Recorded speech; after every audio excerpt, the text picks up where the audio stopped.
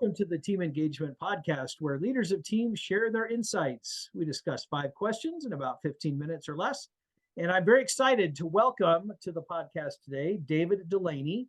He is the founder and CEO of Tenbound out of San Francisco, California.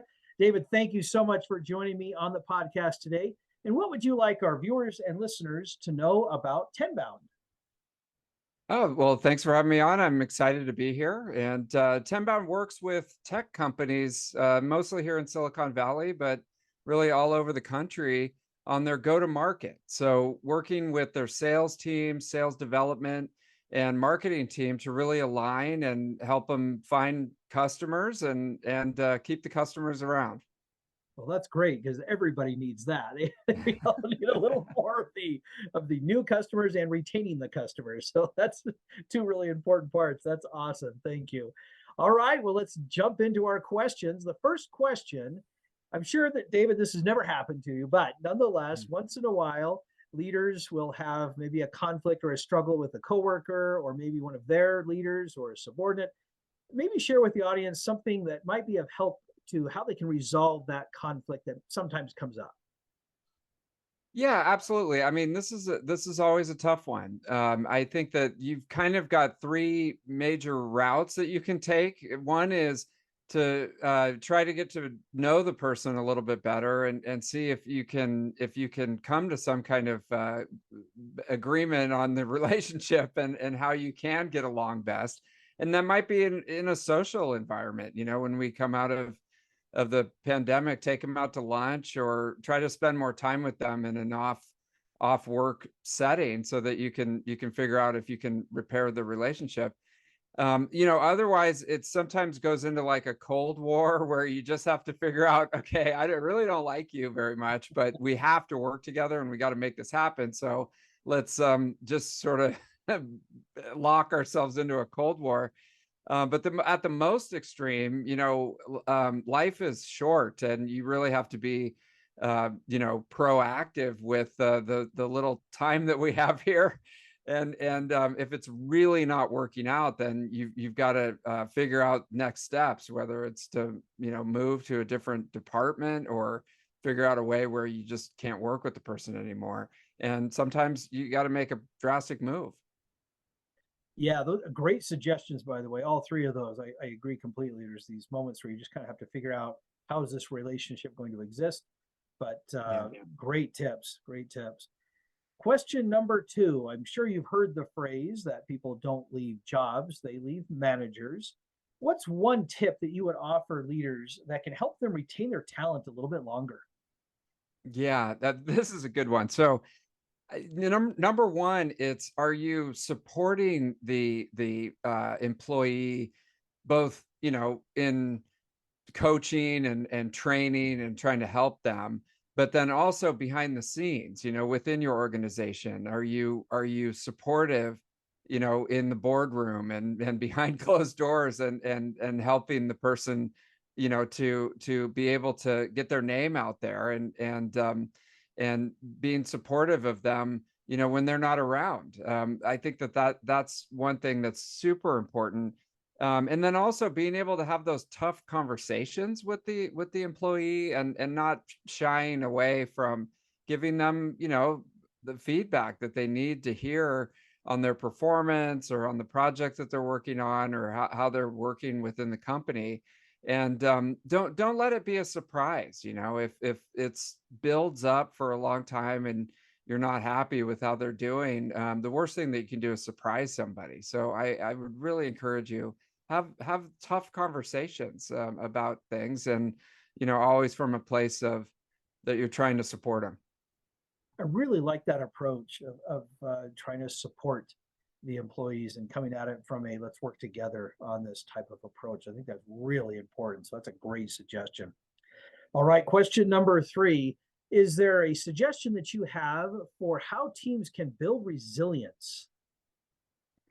Yeah, I mean, this is a tough one. I've had to learn over the years, and I heard this throughout my youth and earlier in my career, but it really has sunk in lately as I've studied it more, but it just kind of comes down to the stoic, maxim of there's everything that's outside of your control, and there's everything that's within your control. And it's easy to say, but it really takes some time to think about and write and reflect on, to really be able to divide those two things out and focus on what you can control.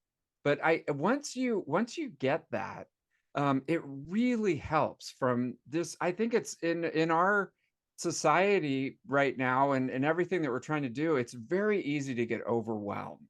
There's too much information, there's too much pressure, there's too many goals, and you know things coming at you from all sides.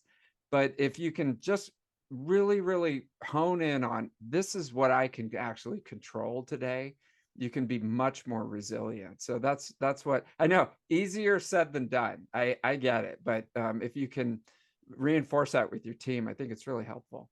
I love that tip though, because yes, you're right. It does sound easier than it really is, but it is so important to keep that in mind because there are so many times that we all have met people that and even, hey, I'm guilty of it too. We get caught up a little bit in trying to control the things that we just simply can't control. And all it does is create that frustration and that fatigue, that emotional, mental fatigue. But great advice to learn how to distinguish those two. I love that.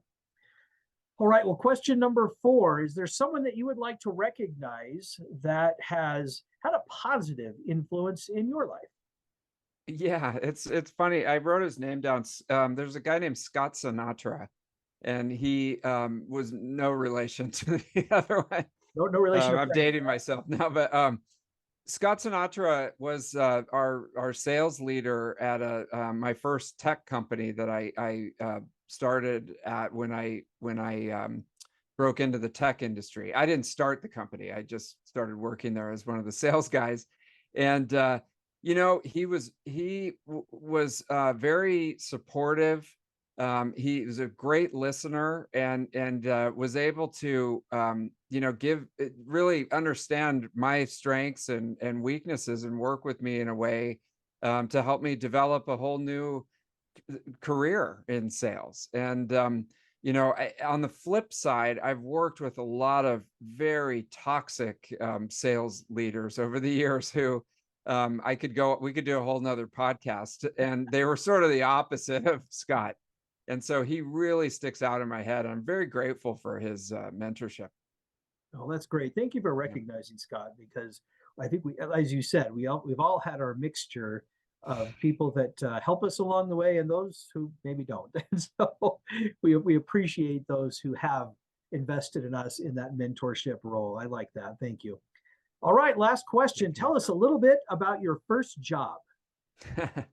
Well, there was kind of two. Unofficially, my first job was feeding the dog next door to our house, who I feel so sorry for him. He was just shut in a laundry room all day, Oh, this okay. big Dalmatian in this tiny little laundry room. So I horrible. It's probably animal abuse, but I would go over there, and as soon as I would let him out, he would just take off. Oh, And he'd go in the backyard, and it would take me about half an hour to corral him back in, because that was all of his stimulation for the day. So that was my first unofficial job. My first official job was selling shoes at I don't even know if they have them anymore. There were shoe stores back in the day where you would go in and try on shoes and select your shoes, and there was commissioned salespeople that were there to help you. And I just thought it was amazing that you know I had inbound leads,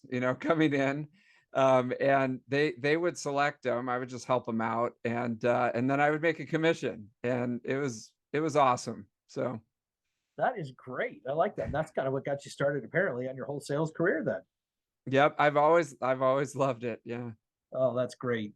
All right. Thank you so much, David. I really appreciate you being on the podcast today. How can people find you? Yeah, well, if you're watching the video, just go to tenbound.com, and jump on the newsletter. It's the best way there's tons of free tips on sales and marketing in the tech industry. and you can keep in touch with all the cool stuff we're doing. That's awesome. So tenbound.com and sign up for the newsletter then. Yeah. Sounds great. Thank you. This is Sean Richards with the Team Engagement Podcast, where leaders of teams share their insights. For more ideas, go to teamengagementpodcast.com. And we also invite you to subscribe or follow the podcast wherever you may be watching or listening. Thanks so much for joining us and have a great day.